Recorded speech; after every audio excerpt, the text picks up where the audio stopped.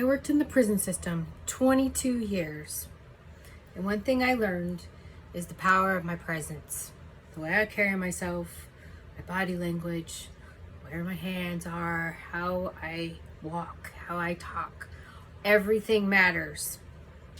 And even though I spent all those years and I improved a great deal, I still have a lot of improving to do. However, I did learn to use my assertive voice. It wasn't always easy for me. I was very timid and very shy, very introverted, they say. However, 22 years ago, actually 24 now, I was really, really, really poor and struggling financially and working in this drug program in the California State Prison System. It was called Walden House. I was inside the prison working in, and I saw this female CO. She was very petite, very small, very beautiful lady, working this dorm, then in the women's unit. That was a women's unit. And I was like, wow, look at her go. And where I worked was a women and men's prison, so she worked with the men too. And when I heard what she was making, the amount of money she was making, and saw the job she was doing, that I could do that. I could put on that uniform and do what she's doing. I never dreamed I would have done that job if I didn't meet her and see her in action that year. And so I asked her more questions, did my application, and started the process. And became a CO. Switched over from, I was an intake specialist for the very first women's drugs recovery program in the state of California. And it didn't last very long, actually. So I switched over to CO right when it closed in 1999. And there began my career as a CO.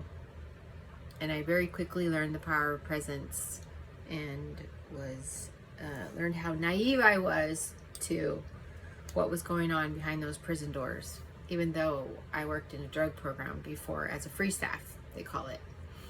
Didn't wear a uniform for 5 years. Had no idea what those officers were going through. It is an extremely violent, bloody, scary place. Even though I worked the lowest level prison in the whole state of California, 30-something prisons, and I worked at the lowest level, it was still a very scary, bloody place at times. So I learned real quick the power of your presence, the power of your voice, the way you carry yourself. What you say matters just as much as what you don't say. Actually, what you don't say matters more. You get to where you could feel the energy change the minute you walked into a dorm. You could tell by who worked there, what kind of presence they had before you. You could totally tell the kind of day you're going to have, usually ahead of time.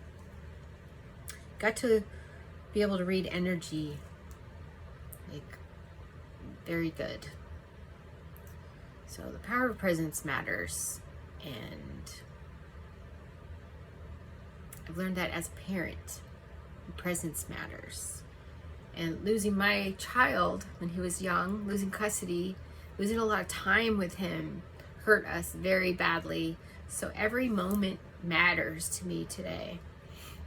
Not that it didn't matter before, but it means more when you've lost it before. So every moment matters with your child. And a couple years ago, I was really witnessing my son be unhappy in his job. His first job. He was unhappy in his job and just not happy and miserable, working a job he hated. And I wanted to give him advice. I wanted him to help. And I realized I had no business because I was in the same boat. I was working in this prison job, which I hated. I'm grateful for what it gave me. I'm retired now.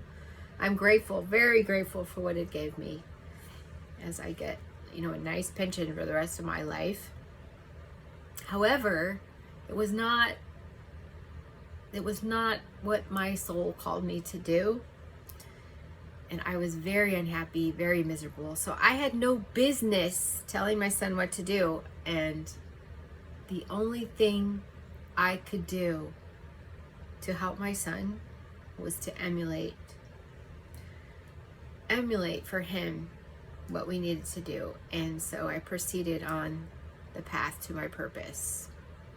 Although the most difficult it has been, it has worked out for both of us. It's been hard, but it's been really rewarding to follow our purpose.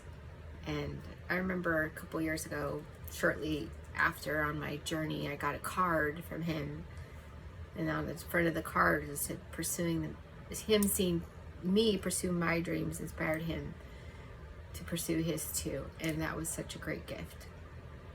That my presence matters so much to him. And I didn't realize that even though I lost a lot of time with him, I still have a huge impact.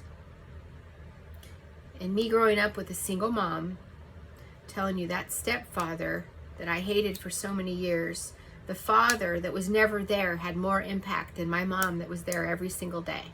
I appreciate my mom. I love my mom for keeping me safe, keeping me alive, and doing what she did. She loves me like crazy. However, it is not the parent that's there day in, day out that has the most impact. It's the one they do without. So I had a huge hole in my soul from the parent that was missing.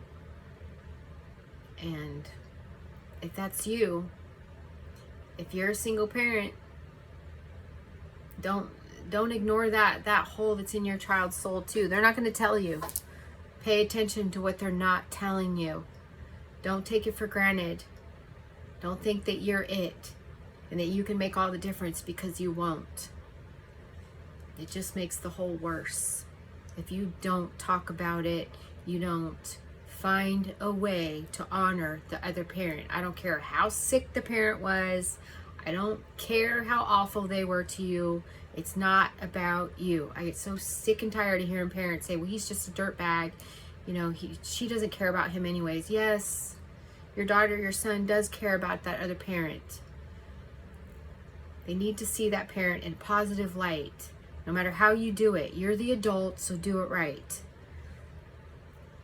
Do not let your child grow up with that hole in their soul that they're going to fill with drugs and alcohol and some inappropriate partner when they get older.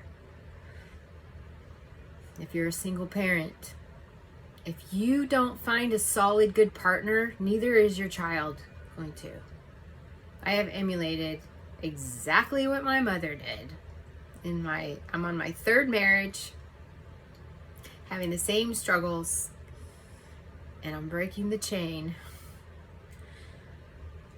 I broke the chain in many ways. Being the first one to graduate college. I'm one of the few fit in my family. My family suffers, it runs rampant, drug addiction, alcoholism, overweight. One of those three things is in most of the people in my family. So I'm breaking the chain. Break the chain too, and be the best you. Remember, kids emulate what you do. They don't listen to what you say. They don't. They emulate what you do. So be the best you. Thank you.